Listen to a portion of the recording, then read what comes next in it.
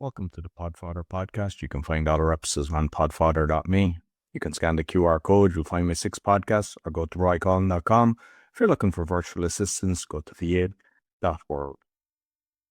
My guest is the founder of Mirror Times Media and the They Call Me Mista Yu podcast media brand, as well as the co-founder of a nonprofit organization, Save the Children SC. He's a seasoned coach and mentor who is best known for being an exceptional leader and teacher in the areas of family life, discipleship, and developing leaders in ministry, community, and in the corporate world. And I had the honor of being on his show as well. We had a fantastic conversation from South Carolina. Please welcome Yusef Marshall, aka Mr. Yu. Good morning. Well, thank you. Thank you for having me on. Well, it's morning for me anyways, but thanks for having me on. It's evening for me, but Yeah. I suppose let's start off. Mr. Yu, what's that all about? Where that comes from? So it's funny because people might just think automatically that I created the idea. That came from me, but it really wasn't that at all. When I moved from my hometown, New York City, people there struggle to say my name. When I moved to the South, they really struggled to say my first name. So everywhere I went was a tutorial on how to say my name. I'm talking about the supermarket, grocery store, department store. I had to teach a class on how to say my name. I got tired of it. I said, you can just call me you. And what it ended up happening is my relatives started calling me you. I don't know why, because they know my name. Friends, people in ministry with me, colleagues and associates, co-workers, and some of my employees have called me you, and it just kind of caught on. And before you know it, Mr. Yu was a thing. Everybody was saying, Mr. Yu, Mr. Yu. That's how they responded from that. Even little kids that, I knew their parents would say, hi, Mr. Yu, good morning, Mr. Yu. So it kind of turned into a thing. And when I was trying to find a name for the podcast, it just kind of hit me like, they call me Mr. Yu. That makes sense. It's weird, but Yeah, it wasn't my idea. I can't take full credit for it, but that's where it came from. and I think it's probably a good thing because, like, with the branding, if anyone does a search, they might type, I'm not sure how popular your name is, but when they type that, you kind of have that, you've secured that, and the fact that you've the podcast and everything, it's definitely serving you. It seems to be at the top of the search engine, so I'll go ahead and take that and just be grateful. But yeah, it seems to be working so far, so I'm excited about it. So I suppose let's get into your podcasting journey, because I know you've got a few, but you kind of do it different to me. You've got them under the one kind of umbrella, whereas I separated them all out, which there's advantages and disadvantages because I've seen a few people, but you might let us know your kind of podcasting journey, how it all started. Yeah, absolutely. I was when you were on my show, we kind of talked about that. I thought it was a bad thing to have it all under one brand, but it makes a lot more sense than having multiple YouTube pages and stuff. I couldn't manage that. I don't have the capacity and time and bandwidth to do that. So it was good to have it all under one brand. The podcasting journey started in probably one of the worst times in our country and our world's history, October 2020. I was at a place where I was out of a job, like many Americans were.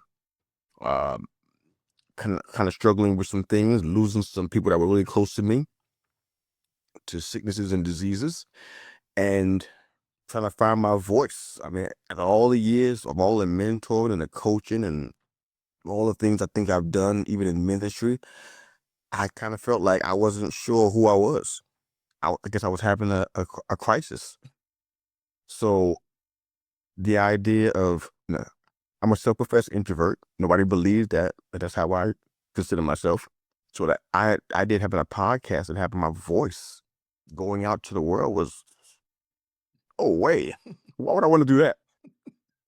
But I kind of took a chance on myself and did an episode, just kind of talking to the people and kind of just, sharing some things that I thought were relevant because of the time they were in, what we were dealing with as a country.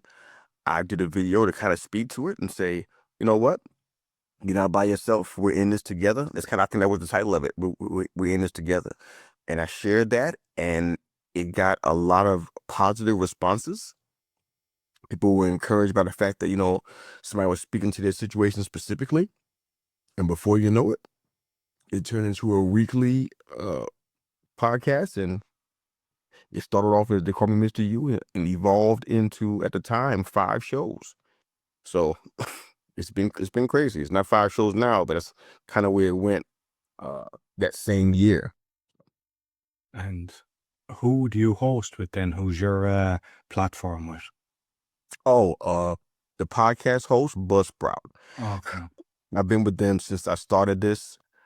I don't do a lot of options, but for some reason it just made sense to me to do it with them. It wasn't that they had more features than anybody else, and I wouldn't go that far and say that, but they're growing and they're really intentional about building on what they have and adding new features to make podcasting easier and more effective for people that are in the podcasting journey, like myself and you. So they've been doing that consistently. Every year, they're bringing something new to the table. They have a lot of information and content out there to kind of help you develop, kind of some tips and tricks. They do a great job of it. So I've been satisfied. I haven't had any complaints. There's some areas where we can grow some more to help us, in this podcasting journey. But honestly, they do a fantastic job. So it was a no-brainer for me to stay with them. So Yeah, very good. So I like the ones, I think you've 3 now. So inspiring stories. So what I'd like to know is, because I agree with you, like I've got 6 BitChute channels and I've got all the, and like I've kind of combined a lot of the YouTube ones, but I still have like the Polish one, and I kind of put them all, but I do playlists. But it's a lot of work putting them on all the different things, because you have to, each time you're posting in a lot of places, and then you've got all the comments and everything. So I understand why, but like not each one of your shows might resonate with somebody. So do you have a kind of system that people know that a certain episode is kind of the sports one as opposed to the inspiration story? Or is it just, they just go in and they just know? Do you have a certain title when you're kind of uploading the episodes? yes, I think it's a little bit of all of those. Everything is titled very, very specifically because now we have just 3 shows as opposed to the 5. When we had the 5, it was a little bit more than managed, like you just mentioned.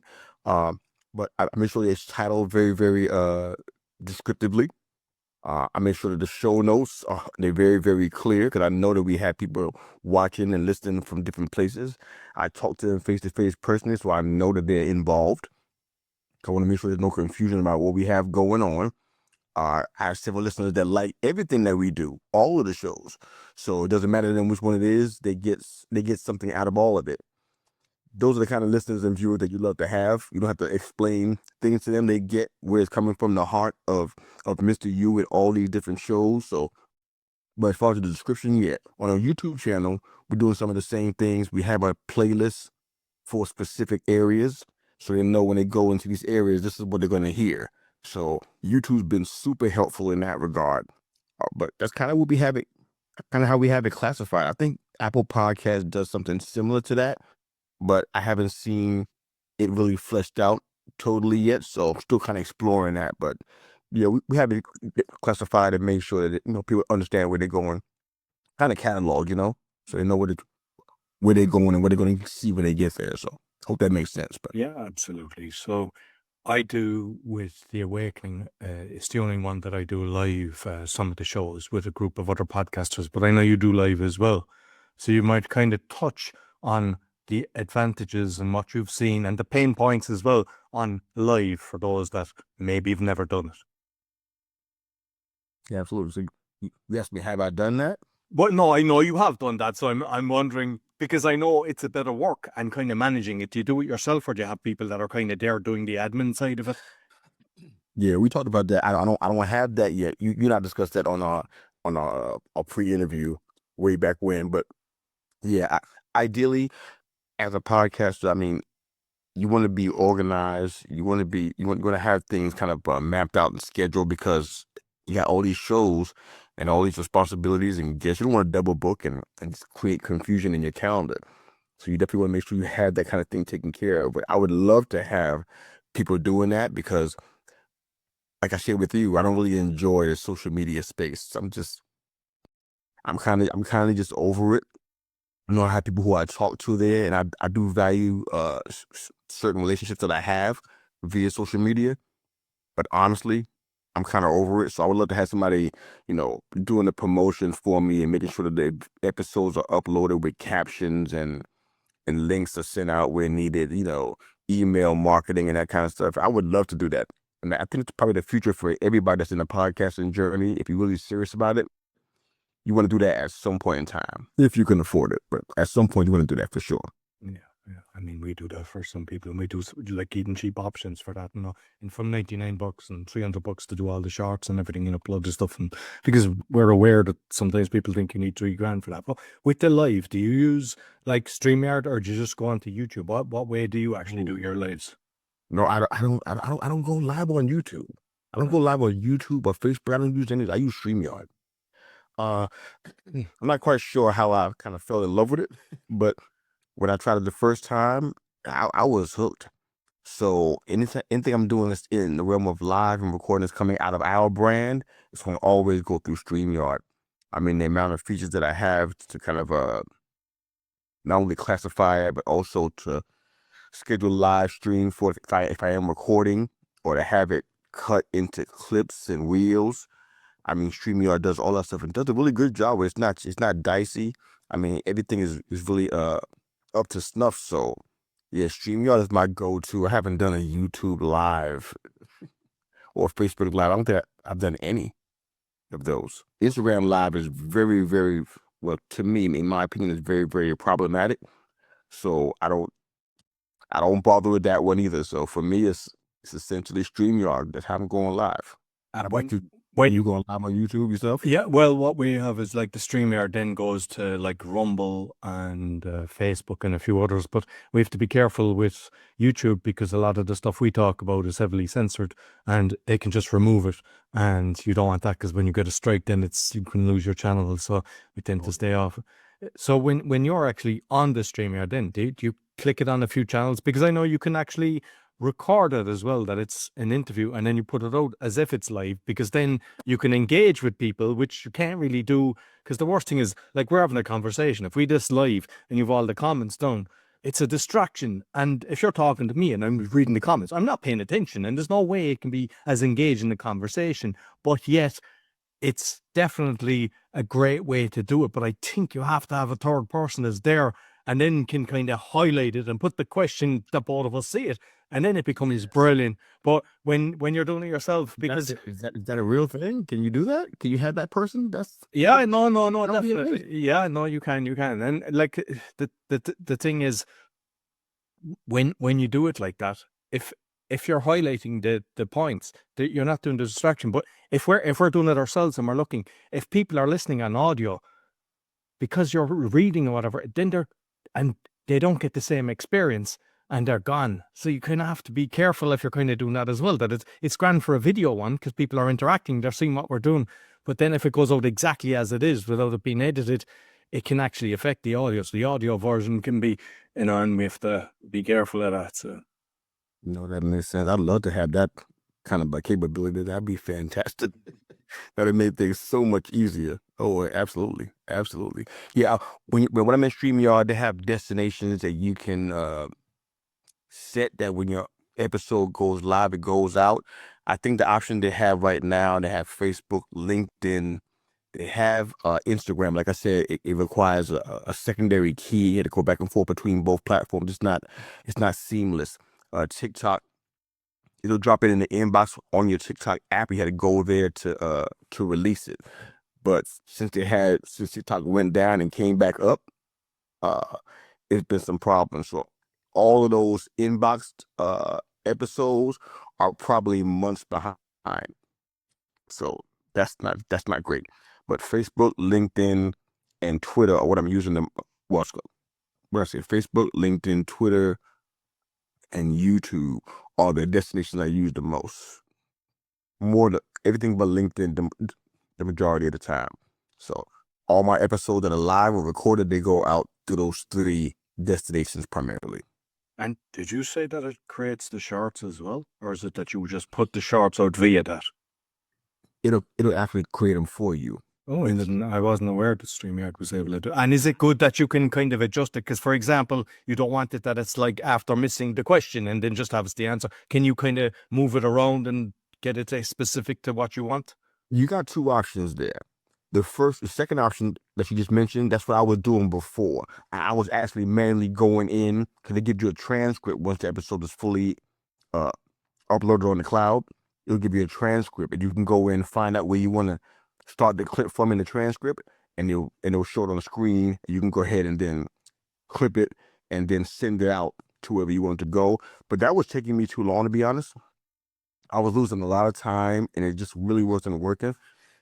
So I'm relying a whole lot more on AI in regards to this because it saved me some time. I know people are afraid of AI, they want to get into it, but it saved me time, and I'm doing it. So now I'm not doing that route anymore. I'm actually just hitting a feature that creates clips, and it's going to download. Depending how long the episode is, if you have an episode that's an hour long, it'll probably give you about 12 clips. 30, 45 minutes, give you about 8 clips, something like that. If I have one of my little 15-minute shorts, it'll give me maybe about 2 or 3 clips. And then it would download it, and you can send it where you want it to go. And that's a lot easier. It doesn't take long, probably maybe 5 minutes to download it and then send it out. I'm like, where was this all in my podcast life? So I'm trying to work smart and not hard because we got busy lives and busy schedules, and we're prioritizing podcasting because we want to go full time into it. Most of us at some point, where we got to learn how to use this medium and use it to the best of our ability because we have busy lives and schedules, and we got to make it all fit and make it all work. So that feature is fantastic in Streamyard. You got to try that one. It's amazing. And because you said with the TikTok, it kind of changed because, I know they said, oh, we're taking away from America. And then 2 days later, everything is grand. But because, I'm connected with you on TikTok and I see all the clips. So is that done from the StreamYard that it puts them on TikTok, or do you have to go into TikTok? Before they had their problems, yes. Since they had the problems, what's happening now is that, when I send it from StreamYard, it's not going right to the inbox. It's somewhere out in the ether. I don't know where it is. And it just pops up maybe a week later. And I'm like, what is happening? So I'm going in manually to what you're seeing now. I'm going in manually and pulling it from my computer and uploading it on TikTok myself, putting in the captions. I'm doing all this stuff manually myself. So not ideal, but something they got going on with the platform. I'm not sure what's happening, but the platform is not functioning the way it was before it was taken away or went down. So I'm doing it manually right now. I got some ideas of how I can make it easier using some AI functions, but for right now, I'm typing it in myself and doing it manually. So not fun, but I'm always uploading 2 or 3 clips a episode, so it's not that bad. But yeah, because I started playing with that for a while, and in December they removed my channel because I got so many strikes and they were things that are 100% true, but because I'm talking about these things, they just said it's a strike, and you make an appeal and they get rid of it. So they just took my channel off, and I was just 9 short of 10,000 followers, and I'd over 400,000 views. And I was like looking for the data because, for example, if I was following you, we might have had some message, or just because you'd be following some people and you liked our content, and then it's all gone, and you're not going to remember all the people you're following and the messages that are sent. So I kept asking for the messages, and just last week they actually returned it, and and everything is okay again. But I created another channel. So with that previous one, I could select if I have 20 shots. Sometimes I could have 20 shots created, and I get a team to do it. It's not, I don't get the AI because I kind of, when I'm editing, I write down all the timestamps, and then, so what I feel would be a good spot. So what I can do with the bigger channel is I just highlight the whole lot, put them up, and then I have to kind of move them in order, but off it goes. And I started, at one stage I was only allowed 3, because if you put more, the first 3 would get the downloads and the next one would get 0. And with the other channel, I have to do them individually, and it takes so much time. And the problem is, like a lot of times people would say, use the hashtags. I have realized it doesn't make a difference with the numbers that you see on it. Because I started trying to get all proper hashtags and doing the different things. And I'm not sure about you, but I played around with it so much, and I was like, okay, can I do 3? Then I went to 6, and eventually with the other one, I was able to do the full episode. But like, for example, if you can have something that just does it automatically, like, you have to be strategic with everything you're doing, because, as you mentioned, the channel, keeping everything together, because that's why a lot of people are throwing in the towel, because they're realizing, hey, this is taking me a lot of time. And, when you're creating all that, like the shorts, when you're going in and uploading them manually, like, people don't realize the amount of time, but you can get massive numbers, like, and you just don't know what's going to work. But I think TikTok, I think it's worth having TikTok, because when somebody likes it, they'll follow you, and then they're seeing your content, and then they can go in and list it into an episode. So I actually feel it serves the podcaster. Yeah, it's weird, the whole hashtag SEO deal. I mean, we hear about it so much, and I'm like you, I'm a big numbers guy. So I stayed in the analytics trying to see if I could see any changes in the data to justify the work that I was doing on the back end. I'm like, I just couldn't always see it. And I think, I'm not going to say that SEO and hashtags don't matter. I'll let you decide that. But for me, I realized that the most powerful part of what we do and the success that we want to see on the back end is the relationships, man. People who I talk to, that I connect with, when they subscribe and when they follow, they don't leave. Excuse me. They don't disappear. They're there. And it's because we established a connection. People think social media means connection. It doesn't mean that. It's just a step towards connection. It's basically the front door to get into the house where the connection happens. And people think, oh, I'm following you. That's all it takes. I got all these followers, all these subscribers. That's not enough. We got to go the extra yard, especially us being podcasters and content creators. We got to go the extra yard to make that connection happen. Now I see more results from that. I had a gentleman on our show. He probably has like 1 million followers. I didn't think about that being an impact to me at all when I was interviewing him. But we talked about it in the midst of our pre-interview. I'm like, okay, wow, congratulations, man. That's amazing. And he was explaining to me how he did that.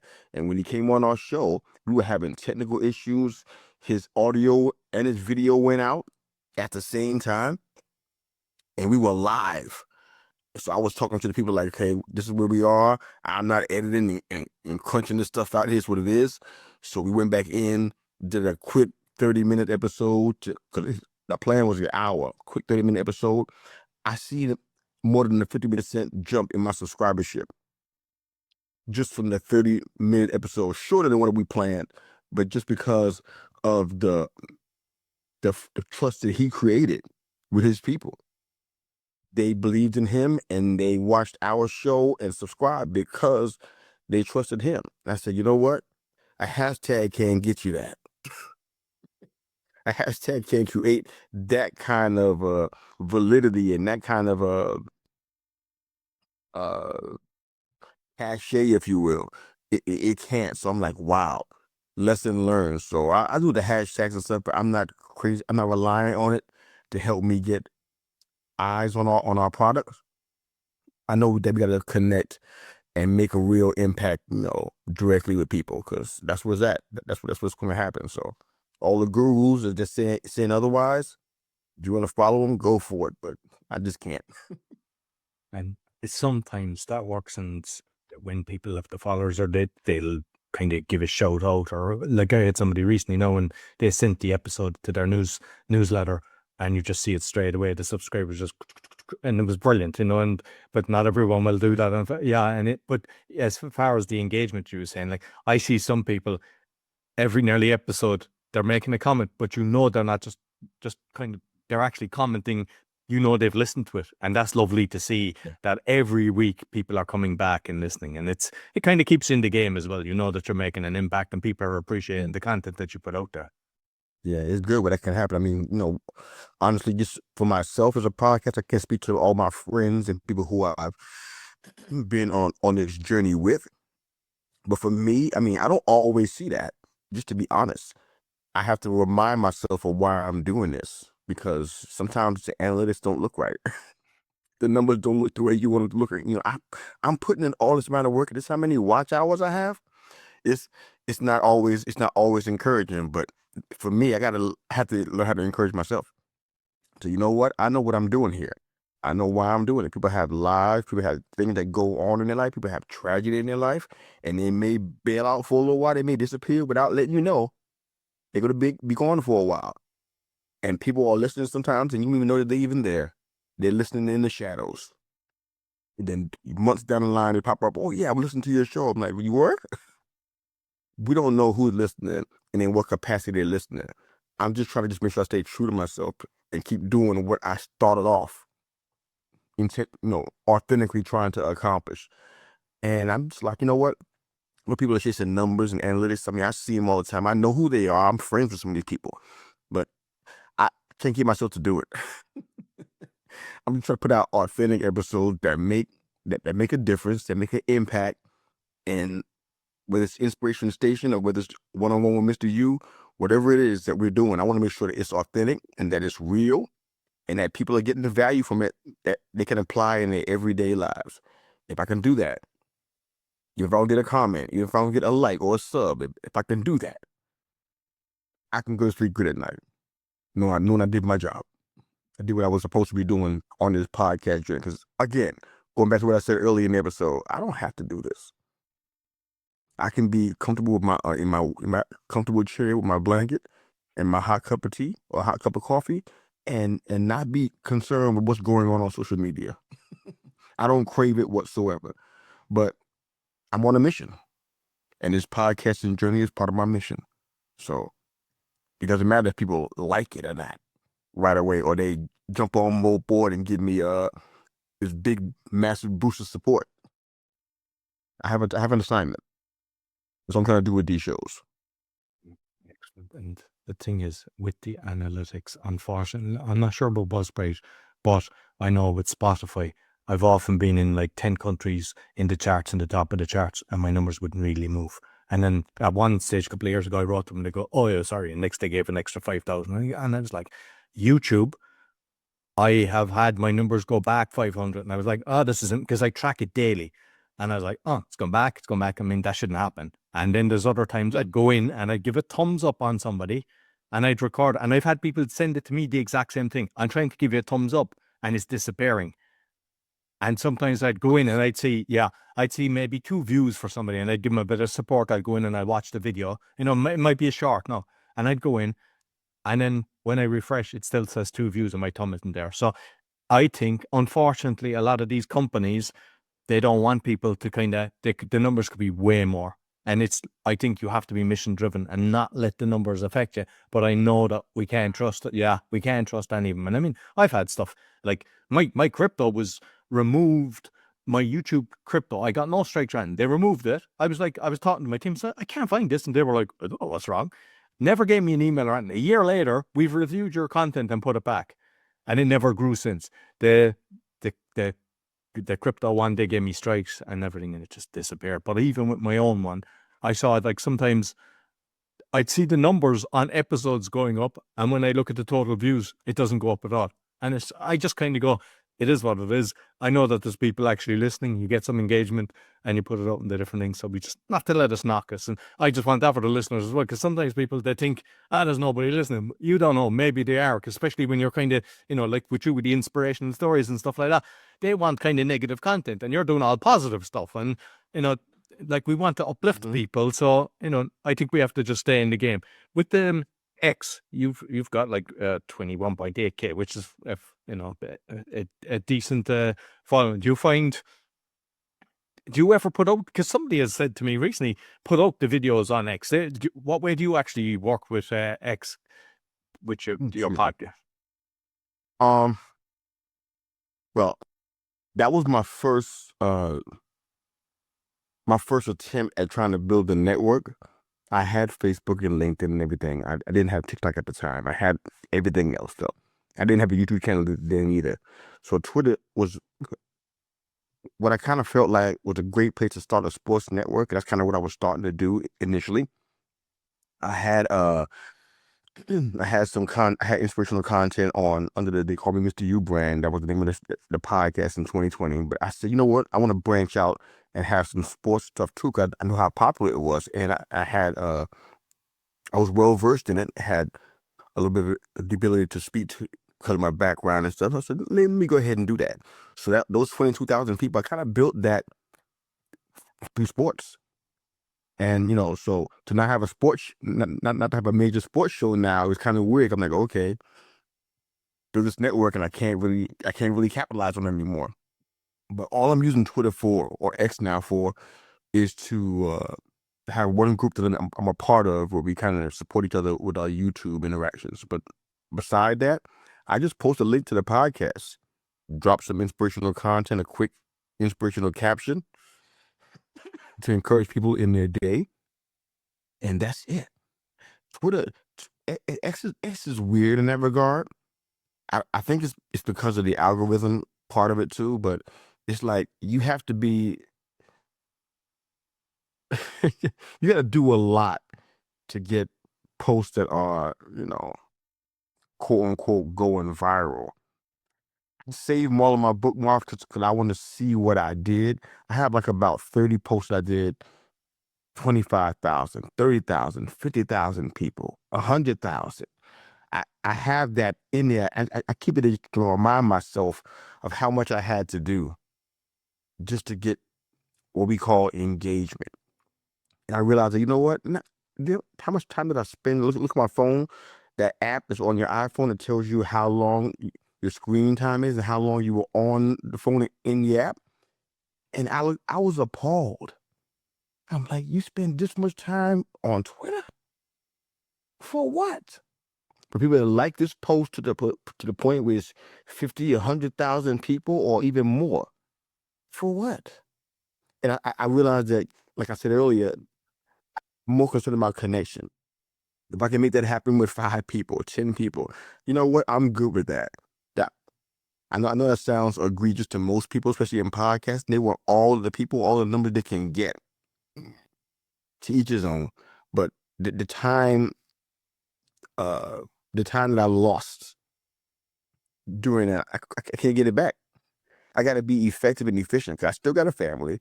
I still got businesses that I'm working on. I still got obligations outside of my home. I still have things I have to do. So to sit there and be on Twitter for 16 hours out of a 24-hour day it's insane. So I'm not trying to beat the algorithm. I don't even know how to explain the algorithm, much less beat it and defeat it. So I'm just like, I'm going to put some stuff out that I think matters. And like you said earlier, because I know those people you're talking about, they're definitely out there. They want more negative than anything. I've tested it out. I tested it out in that big network on Twitter. I tried it out. I put one negative post out there, which I never do. I put a negative post out there, and I put a positive post. Guess which one did the best? And unfortunately, the negative, yeah. Every single time without fail. So the things that I like to do, obviously on the other side of that, those are the ones that don't get a lot of movement. It's not going to stop me though, because I understand my assignment. I understand the mission. Last week, because I mean, we've touched on it ourselves in our own conversation, but I've realized as well, you look at the time that, because what happens is you go into Instagram, say, and before you know it, you're looking at a load of reels. I just deleted Instagram, X, LinkedIn, and Facebook from my phone. The only thing now is the WhatsApp and the Messenger, because people sometimes say, they ring me via that, and my productivity went way up.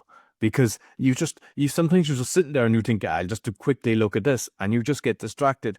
And it's kind of like, is it really serving you? And sometimes we have to kind of think, do all these likes. Like, I remember somebody saying, yeah, how much is each like worth? You can't, that's the thing, you see, like you say, 100,000. Some people would think like they were super success with that. And did it lead to any sales? You see, that's the thing. And we have to kind of look all the time that we're putting into these things. And I've realized that as well. Like Instagram doesn't really serve me. I've got for each podcast, but and no, it's just kind of linking an account if somebody doing it, but I don't go in and start it.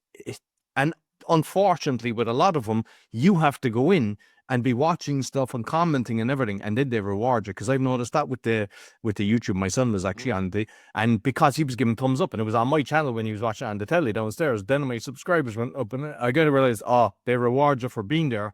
But I'd rather, like yourself, being content creator instead of content consumer, because you can't do both. It takes so much time.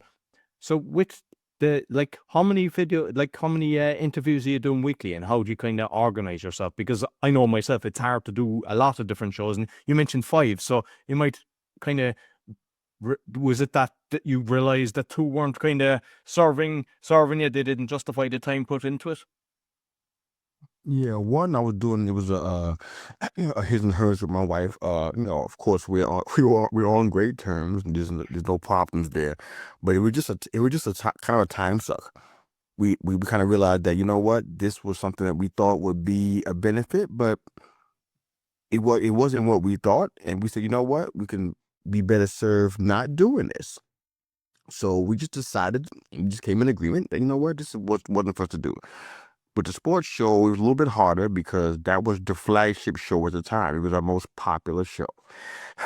Excuse me. But it was also the biggest time suck in all of the shows on our brand, because I was doing a weekly show, but I was also on people's shows probably 4 or 5 days a week. I was guesting on somebody else's show, and it was kind of draining. And most of these people work, so guess what? They were doing all this stuff in the evening. 7 o'clock, 8 o'clock, 8:30, 10 o'clock at night. I even had somebody who wanted to do one at 11. I'm like, wow, it got to be too much. But I think the biggest thing was that, as much as I love sports, I'm very knowledgeable on it, in my humble opinion, but it wasn't the most important thing that's going on in my life. As a matter of fact, it probably wasn't even in the top 10. So I'm like, so why am I putting all my time into this when I know that this is not, I don't want to be the next media analyst. I don't want to be on a major sports network. So why am I doing this? So once I had that very important meeting with myself, that come to Jesus meeting, if you will, that's when I realized that, wow, dude, you're just wasting time then. If your goal is not to get on the other side of this and become some kind of sports mogul, then why are you doing this? Because I didn't want that. So I shouldn't be doing this. So now, I mean, I did a show for a friend last night. I was a panelist on his show. I don't mind helping out in that capacity here and there, but I knew that the investment I was putting in for my show, it was way, way too much. So I had to cut those 2 off, and it was probably the best decision I made in quite a long time. My time got freed up. I'm realizing, to be more focused on what matters. It was a godsend. A lot of folks still don't understand it. They're not happy that the shows are gone, but it's been good for me and good for us. No, excellent. And because I go on shows as well, and that's one thing as well. I stopped doing shows late because I'm an early bird. I'm usually 5 o'clock, 6 o'clock. I'm up in the morning, but after 6, I'm not firing on all cylinders. And sometimes, like, someone would be 9 o'clock, and I was going, yeah, grand, I'll do it. But it was like, it was affecting my evening, and then I was trying to do it without my son, because like I've equal custody of my son, and it was that was cutting into that. So I was trying to do it when he wasn't there, but then sometimes they'd only do it, say, on a Friday or something like that, because some podcasters, they just stick to a certain day. And I kind of look at that as well, and you have to make sure, is it really serving you? And I mean, sometimes, yeah, you can get on one that has massive numbers, but yeah, you find that you're putting so much effort into going on all these shows, and you have to make sure that it is really relevant to what you're doing. Absolutely. Absolutely. Your time is something you can't get back. When it's gone, it's gone. Yeah. This should be a lesson that we should all be learning, just because of where we are in the world. Think we have time to waste? We got to make stuff count. Absolutely. So the non-profit then, you might tell me about that? For sure. Save the Children SC is kind of we had a hard time getting through all the paperwork and stuff, a lot of drama, but started it officially a few months ago. And our goal is children's advocacy and awareness of needs regarding reading literacy, financial literacy. I mean, sometimes some of my young people can't even, make change for $1. they can't take $1 to the store and know how much change they're going to get back. So those are two areas we definitely want to cover. And of course, teaching life skills, how to speak to people professionally, how to address people, shaking hands, looking them in the eye, body language, how to treat the opposite sex, the kind of thing that it seems like our young people don't seem to really get. So we want to try to help the younger generation learn that before they get into these environments where it's not being taught and bad examples are being set. So we're trying to hopefully offer a service to our community. It's a slow burn. We're still working on some things regarding funding because, it's a nonprofit. So anybody that buys any merchandise from our website or sends a donation, of course, it's appreciated because it helps out so much. But there's a lot more work to be done, some programs to be built. So we're off to the races and trying to make an impact in our own community. It's a shame that the education system don't teach these things in schools, but they teach, and that's an international thing. They don't educate people properly. They don't set them up for life, and it's fantastic that you're actually doing that. And Sure. And just kind of finally there too, monetization. Everyone is always looking at kind of how to monetize, and you've got a few, kind of businesses. Have you been able to kind of steer people towards your business from the podcast or even on the guesting, or hasn't it served you? Up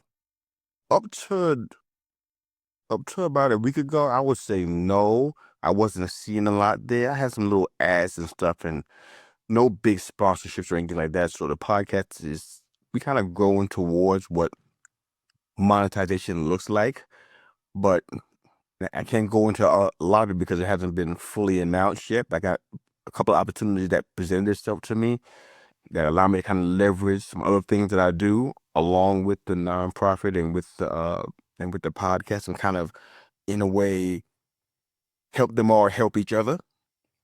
So if that works out well, that'll be a great, especially because I have a consistent voice through all these areas. The books that that we're gonna be writing, the nonprofit, the inspiration station, and one-on-one with Mista Yu, we all have a consistent voice there, so that helps out a lot. So if people know you're supporting one, you're supporting all these things because they all come from the same heart. So right now, I have to say no to that question in regards to the monetization. I haven't mastered that. I know many people out there podcasting have, but I'm not there yet. I'm trying to figure out how to get there and what it looks like when I do get there. But it's definitely on my radar to build on that. So hopefully soon we can see some results. And you've written a book as well, and I know you said it's hard to find but when I went into Amazon, it's got very good reviews. So so you might just tell. I don't know, is it something that you're promoting? Like, can people still kind of get it because it was shown paper? It didn't allow kind of buy now kind of thing, but I don't know what way. But I was just looking at the reviews, and they were you've obviously touched people from the comments that I read. Thank you. I appreciate that. To tell you the truth, I haven't even seen. I need to see them myself, but no, it's been out of circulation for a little bit. The company went out of business, went bankrupt.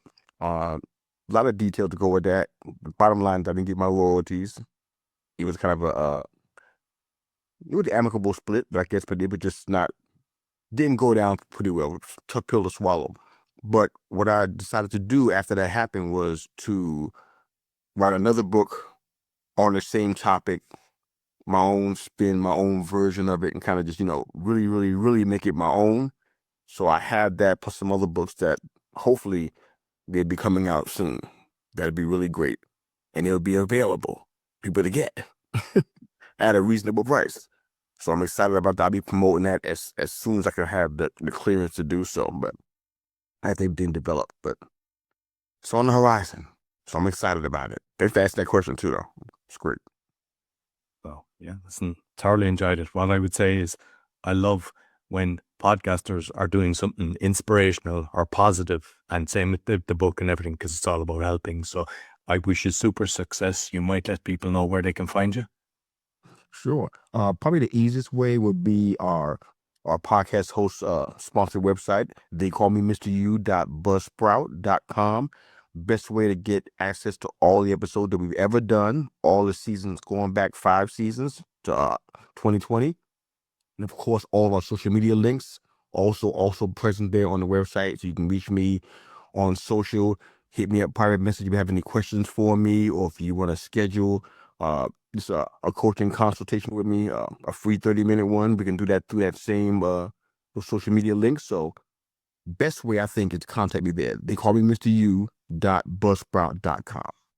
Perfect. I'll make sure I'll put the links. Plus, I've got all the other ones, and you've got one another website as well. So I'll put all on the audio and the video. So thank you very much.